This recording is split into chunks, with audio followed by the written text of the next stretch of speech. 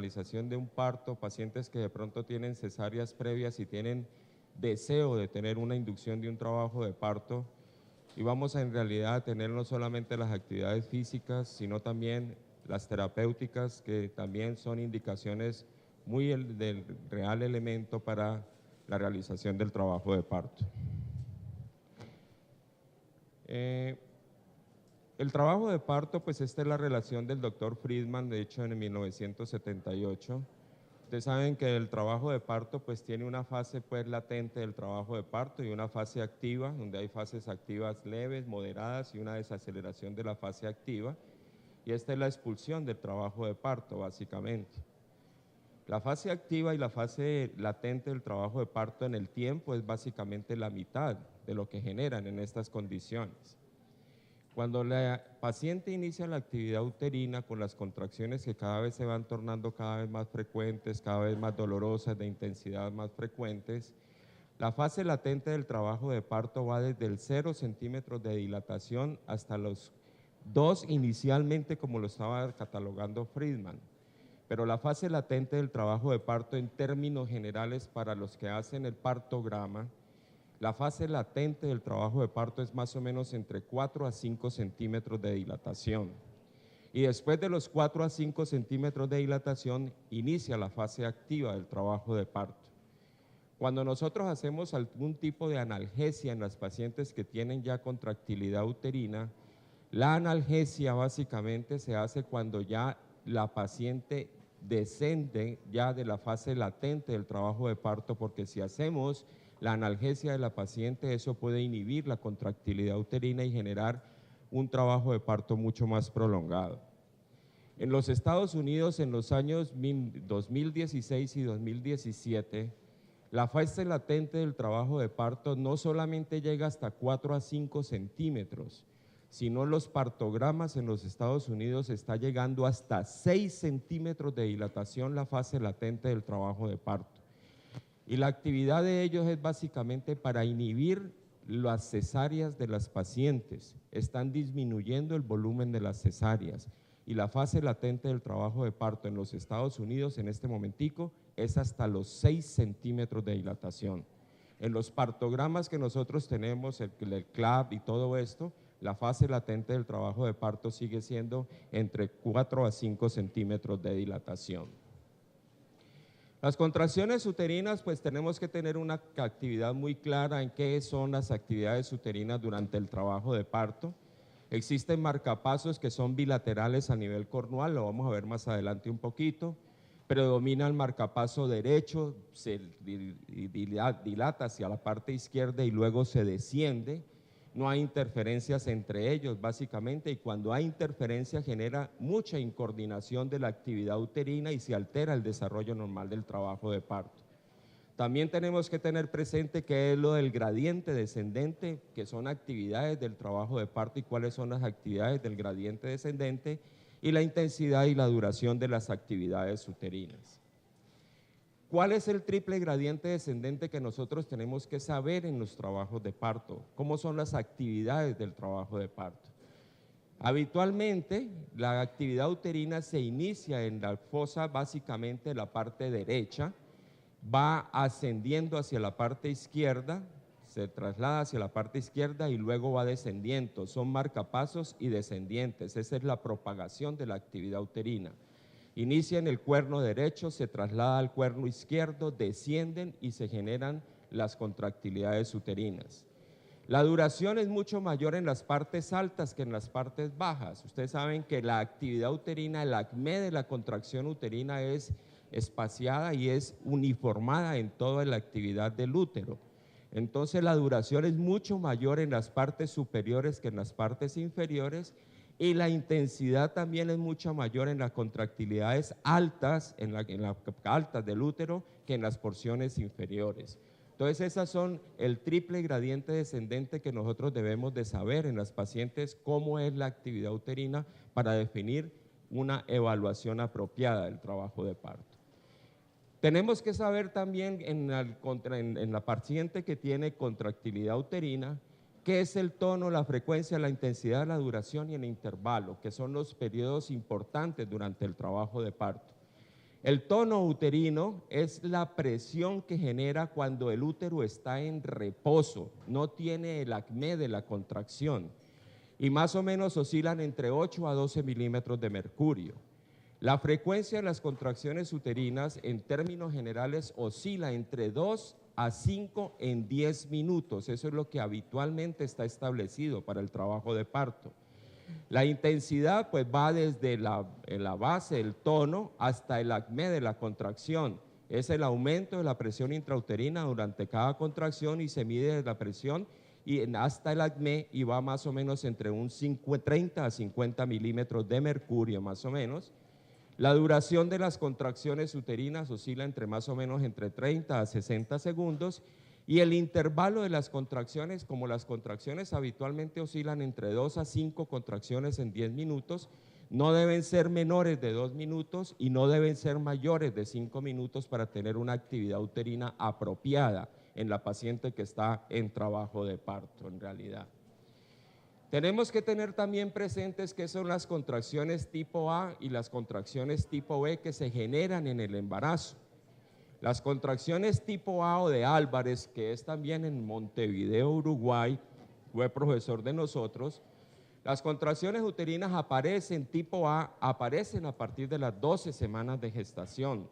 En realidad la intensidad es muy baja, la paciente no siente la contractilidad uterina, aparecen a partir de las 12 semanas, no son que ubican todo el útero, sino son muy, la parte es muy loca del útero básicamente, no son perceptibles, son limitadas y son en pequeñas áreas y aparecen a partir de la semana 12 de embarazo. Y las contracciones de Braxton Hicks, que aparecen a partir de la semana 25 de embarazo, la paciente ya empieza a sentir que siente la contractilidad uterina.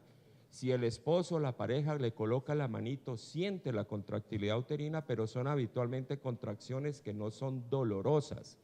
Aparecen a partir de la semana 25, la intensidad más o menos entre 10 a 15 milímetros de mercurio, abarcan mayor área, aumentan a partir de las 25 semanas. Inicialmente, a partir de las 25 semanas, el percentil 90 puede ser hasta una contracción por hora y a partir de la semana 35 a 36 las contracciones de Braxton Hicks pueden ser entre 8 a 9 contracciones por hora. A medida que se va incrementando la edad gestacional, la intensidad se va volviendo mucho mayor, pero habitualmente son pacientes que no deben de sentir dolor, ¿de acuerdo? Y esto es muy importante establecer porque a partir de la semana 12, 13 de embarazo, muchas pacientes son determinadas con miomas uterinos y muchas veces cuando nosotros hacemos ecografía, estas imágenes que pueden aparecer, nosotros las vemos y vemos que de pronto son miomitas, pero a medida que va transcurriendo el tiempo, esto va desapareciendo y esas son las contracciones tipo A que nosotros debemos evaluar en la ecografía de las pacientes y van desapareciendo. Muchas pacientes son catalogadas como es que tienen miomas y después nosotros le hacemos ecografía a nivel 3 a la semana 20, 24 y no vemos absolutamente ningún mioma y son muchas veces contracciones tipo A que aparecen, que son determinadas como miomas, pero eso va desapareciendo progresivamente. Cosas importantes para el trabajo de parto que tenemos que establecer bien, lo que es la situación, la posición del feto en realidad. ¿Qué es la situación fetal? Es la relación entre el eje longitudinal de la madre y el eje longitudinal del feto. Longitudinal o si es transversal, básicamente. La gran mayoría es longitudinal, entre el 98 al 99%, es decir, que están longitudinales como también la posición de la madre, y las transversales que oscilan entre un 2% cuando el feto está transversal y es una indicación excesiva para no tener un trabajo de parto. La presentación, las más frecuentes, básicamente la cefálica y la podálica. La cefálica oscilan entre un 96.8, la podálica entre un 2.7 a un 3%. Pueden también presentaciones que pueden ser oblicuas, que se asocian hacia una fase de fosa ilíaca, pero eso puede ser transitorio y a medida que el trabajo de parto va oscilando se pueden convertir en cefálicas o en situaciones transversas, pero las presentaciones son dos, cefálica o podálica, básicamente es eso. Y la posición es la relación de la porción arbitraria elegida del feto entre el dorso del feto y las posiciones del lado derecho o izquierdo de la madre para identificar si la columna vertebral está izquierda o derecha del feto en las posiciones de la madre. Los diagnósticos de situación y presentación en las posiciones fetales está determinada básicamente por unas condiciones clínicas, que es la palpación abdominal, que son las maniobras de Leopold, el tacto vaginal, que es importante para establecer si la cabeza está vaginal o si tenemos la posición podálica del bebé, y la ecografía también es importante para establecer y confirmar en realidad la presentación, la posición y la situación fetales. Las maniobras de Leopold, que nosotros siempre lo tenemos que tener presentes, básicamente son las 4 maniobras de Leopold. La 1 es la identificación del polo fetal que se ocupa en el fondo uterino, es esta posición, identificar si esta es en realidad la podálica o si está la cabeza allá arriba. La maniobra de Leopold número 2 es la determinación de la posición del dorso del bebé, mirar a ver cómo es la columna vertebral, si está en la posición izquierda o derecha. 3, confirmar la presentación fetal en la pelvis de la paciente, si está cefálico o está podálico. Y básicamente la 4, que nosotros lo ubicamos mirando la paciente hacia las piernas y verificar en realidad si la cabeza, la presentación del bebé o está encajada o no está encajada. Y esto es muy importante para establecer desde el punto de vista clínico la posición, la situación básicamente y la presentación del feto básicamente. La modalidad de la presentación cefálica, pues aquí está, la gran mayoría es el vértice, la otra es el bregma, no está flexionado, el frente está un poco extendido y la cara que está supuestamente extendida, básicamente en la presentación cefálica. Y aquí están los dorsos, que son muy importantes para establecer también cuáles son las condiciones factibles para tener un trabajo de parto. En la vértice, el diámetro básicamente es su occipito bregmático, básicamente en la presentación acá, o su occipito bregmático, que es este básicamente, está de 9.5 centímetros. Cuando está en el bregma, básicamente es una occipito frontal, donde en realidad el diámetro es de 12.5. En la frente, que es la muchísimo mayor, donde el diámetro básicamente es desde el occipito al mentoniano, tiene 13.5 centímetros, donde en realidad la probabilidad de un trabajo de parto es muy baja. Y en la cara básicamente es la misma, tiene una submentobrectoniana aquí, pero la posición de la cara también es una de las condiciones que en realidad pueden generar o no.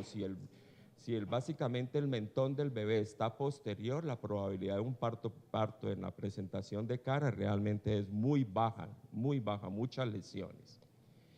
La modalidad de la presentación podálica, pues están las nalgas completas, donde en realidad los miembros inferiores del bebé están flexionados, las nalgas incompletas, donde una de las piernas están extendidas y la otra puede estar flexionada, y las nalgas francas, donde en realidad los 2 miembros inferiores están extendidos, y eso es importante establecer para trabajos de parto en presentación podálica. Y estos son los planos paralelos de Hodge, o de lo que nosotros hacemos si la presentación está en el 0, más 1, más 2, más 3, o menos 1, menos 2, menos 3.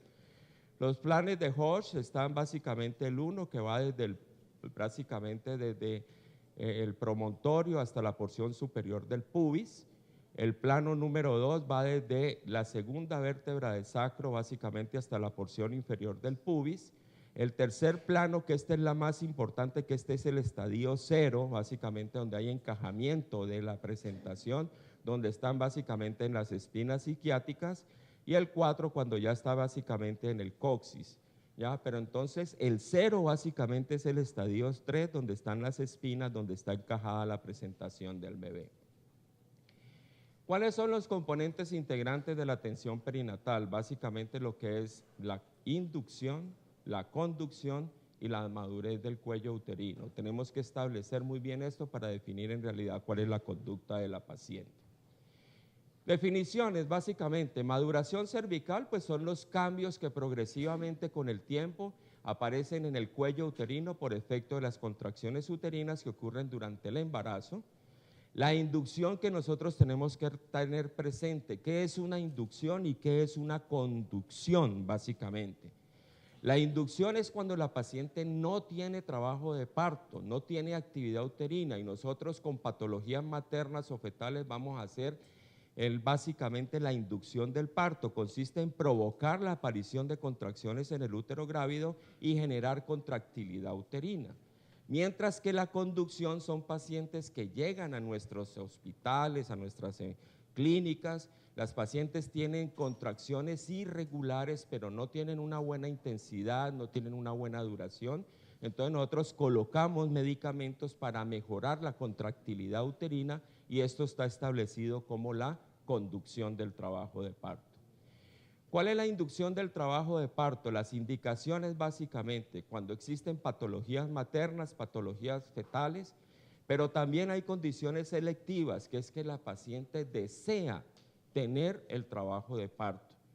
Ustedes saben que nosotros en Colombia tenemos en algunas ciudades altas indicaciones y mucha probabilidad de cesáreas, y las pacientes en este momentico están estableciendo muchos signos de interrogación en realidad sobre las indicaciones de la cesárea, y muchas de las pacientes desean inducir la paciente, y nosotros tenemos que establecer las condiciones obstétricas, las condiciones fetales, la estabilidad de la paciente desde el punto de vista de su pelvis para poder establecer una inducción del trabajo de parto.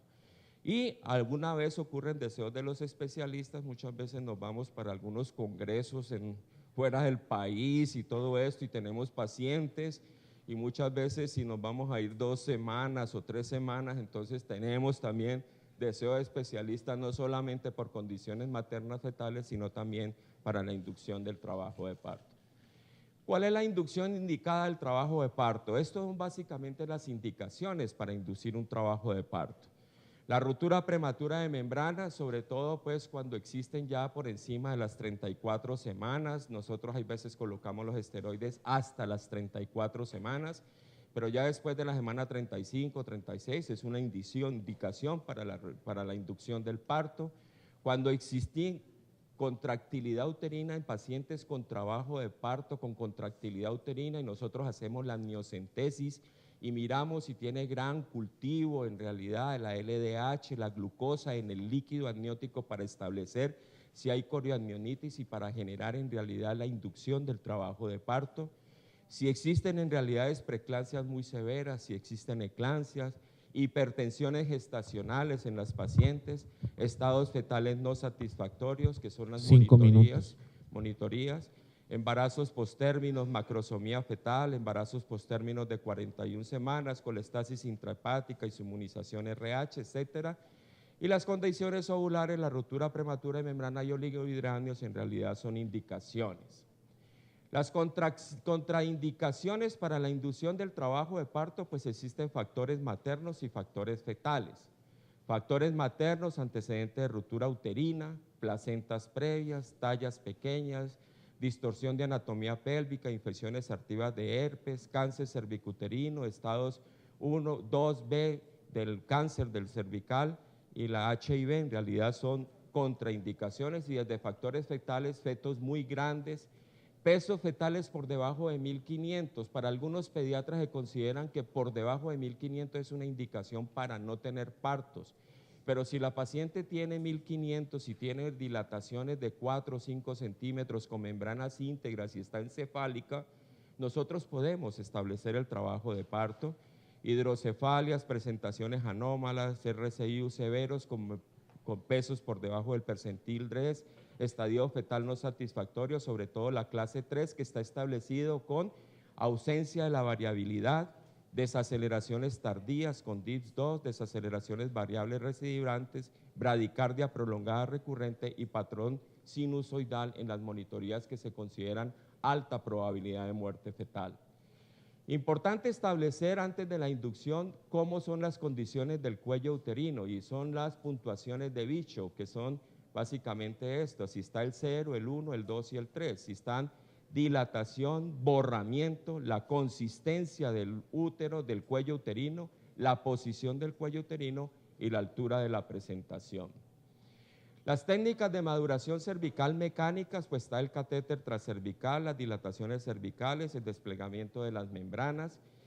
El catéter transcervical son catéteres de la punta de globo para la dilatación del cuello uterino, las dilataciones cervicales que abren el canal endocervical y favorecen la liberación de prostaglandinas, y el despegamiento de las membranas, que es el amnioresis, que nosotros metemos el dedo y hacemos la palpación completa para establecer despegamiento de las membranas ovulares a nivel del cuello uterino. Estos son los balones que se establecen desde el punto de vista mecánico, están establecidos para definir que en realidad haya un bicho favorable en el cuello uterino. Son baloncitos que se colocan 30 cc de solución salina en estas cosas. Y estas son las laminarias, que son en algunos países desarrollados, donde en España y algunos países inferiores como Argentina, Uruguay, Chile, se pueden establecer y se colocan aquí a medida que va transcurriendo el tiempo, se van incrementando y van generando dilataciones cervicales. Las técnicas de maduración cervical farmacológicas básicamente están establecidas por la prostaglandina E2, la prostaglandina E1 y la oxitocina, básicamente. La prostaglandina E2 es la dinoprostona, que tiene dos presentaciones, el gel de aplicación intracervical de 0,5 y el dispositivo de aplicación inserción vaginal de 10 miligramos.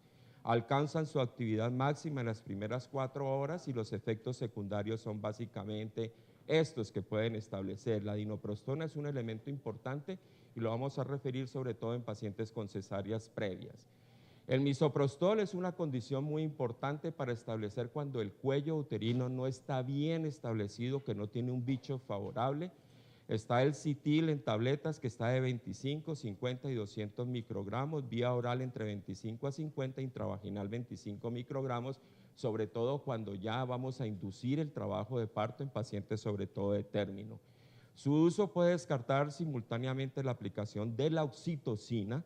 No se debe dar simultáneamente ni el misoprostol ni la anterior E2 con la oxitocina, sino que si van a generar estos, 4 horas después se le coloca la oxitocina. Y el antecedente de intervención quirúrgica uterina contraindica tanto la aplicación del misoprostol como la dinoprostona.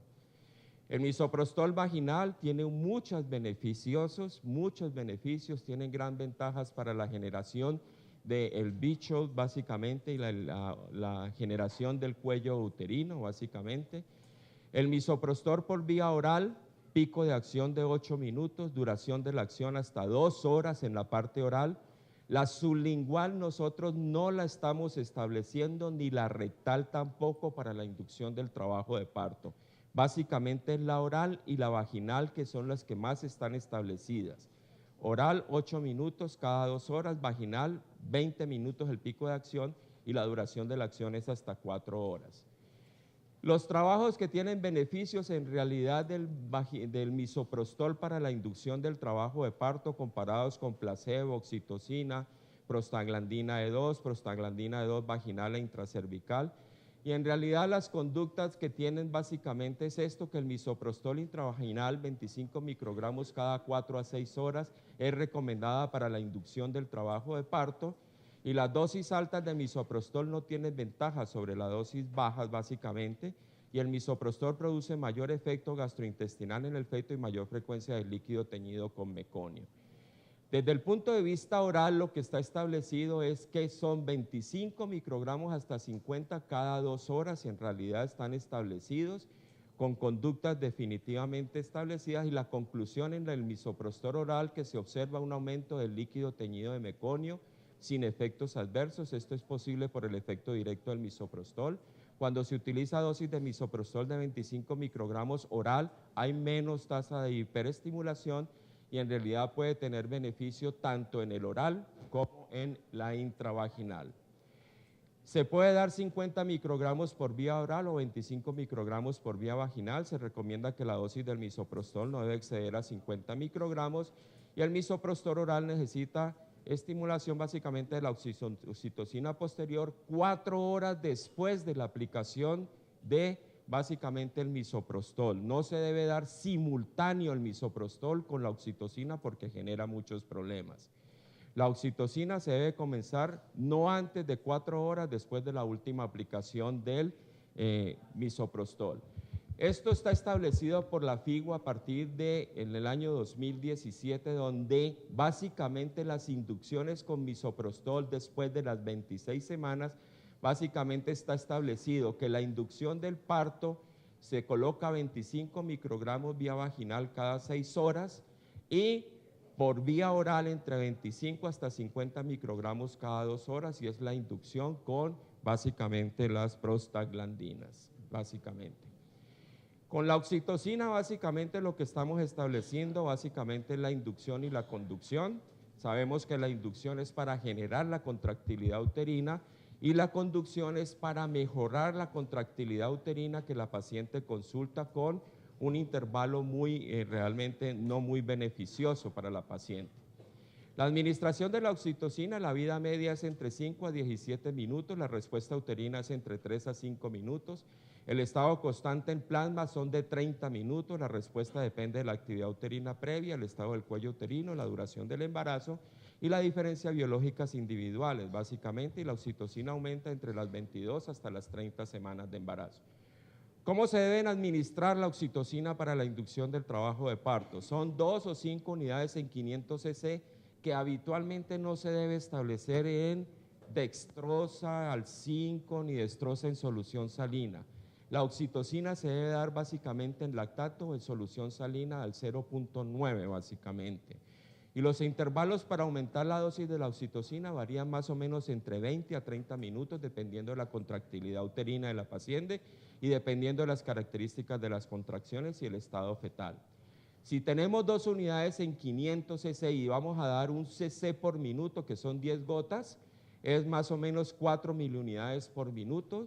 Y si son 5 unidades en 500 cc y vamos a dar un cc por minuto, básicamente 10 miliunidades por minuto. Y eso se debe administrar cada 30 minutos y se debe subir y no se debe separar ni aumentar más de 30 a 40 miliunidades por minuto porque pueden generar problemas tanto maternos como fetales. Entonces, si en realidad la contractilidad uterina con esas dosis altas, ¿no?, podemos esperar 6 horas, 12 horas y volver a empezar en realidad la contractilidad uterina. Los riesgos de oxitocina, básicamente, pues ustedes saben que es una hormona con argina vasopresina, tiene una actividad antidiurética significativa. Cuando se administran más de 20 unidades por minuto, pues las pacientes pueden tener poca diuresis y eso puede generar algunos problemas en la paciente, básicamente por la vasopresina. Las presiones de las contracciones uterinas, ustedes saben que son las unidades de Montevideo, donde en realidad nosotros multiplicamos la frecuencia de las contracciones en 10 minutos por 3 minuticos más y ya terminamos. La frecuencia por la intensidad, y básicamente lo que oscila es entre 90 a 250 unidades de Montevideo, que está establecido para la definición del trabajo de parto, básicamente. La amniotomía es una condición también importante, es romper las membranas ovulares, pero ustedes saben que romper las membranas ovulares no es cuando la paciente tiene 2 o 3 centímetros de dilatación. Lo importante en la amniotomía es a generar la ruptura de las membranas ovulares de la paciente cuando ya tienen 4 o 5 centímetros de dilatación, y básicamente que la amniotomía en el trabajo de parto acelera la contractilidad uterina y disminuye la probabilidad del trabajo de parto hasta 1 o 2 horas. Pero se puede hacer amniotomías cuando en realidad la paciente tiene ya 4 a 5 centímetros de dilatación o más en realidad. La inducción del parto de la cesárea después de una cesárea, que eso es una condición importantísima para pacientes que les han establecido cesárea, y cuál es en realidad la indicación para una inducción del trabajo de parto.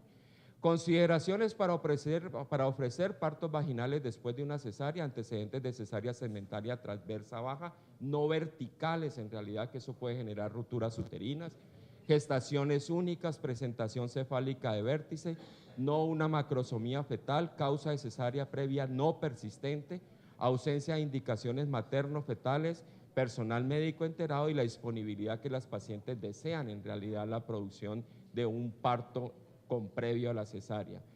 Contraindicaciones absolutas para la inducción del parto con cesáreas previas: cicatrices clásicas verticales no pueden generar, ruptura uterina puede ser hasta un 4 a un 8%, Incisiones uterinas múltiples, cesáreas, miomectomía, rotura uterina previa, presentaciones no cefálicas, belvis no apropiados, estado fetal no satisfactorio.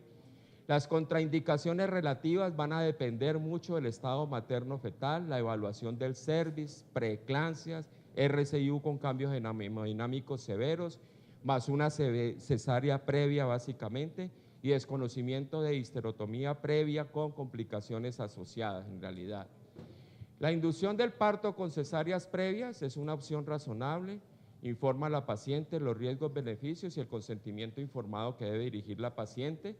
Y básicamente los métodos son decolamiento de las membranas ovulares, la amnioresis y esperar inicio espontáneo del trabajo de parto, bichos favorables, la prostaglandina E2, muy importante, los servicios mecánicos y bichos favorables donde se puede hacer amniotomía y la oxitocina.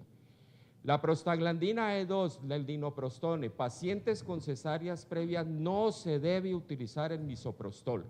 Es una contraindicación absoluta con cesáreas previas o si las pacientes tienen miomectomías. Se utiliza la prostaglandina E2, en realidad partos vaginales beneficiosos, roturas uterinas muy bajas, dehiscencias uterinas relativamente bajas en realidad. Básicamente el misoprostol está contraindicado con una rotura uterina relativamente alta. Aquí están los dos estudios de 11.7 y 5.6. La dehiscencia uterina sintomática hasta un 2.2, no está indicado el misoprostol en estas pacientes básicamente, y la oxitocina en realidad tiene beneficios para inducir un trabajo de parto en pacientes con cesáreas previas si en realidad tienen un bicho favorable del cuello uterino básicamente. La inducción del parto después de la cesárea básicamente con oxitocina, la inducción importante, la conducción también, en realidad de los trabajos es buen beneficioso, y básicamente la precaución en la inducción del parto en mujeres con cesárea previa es el consentimiento informado y todas estas condiciones que pueden ser beneficiosas para las pacientes con trabajo de parto. Quiero agradecerles mucho. Muchas gracias, señor.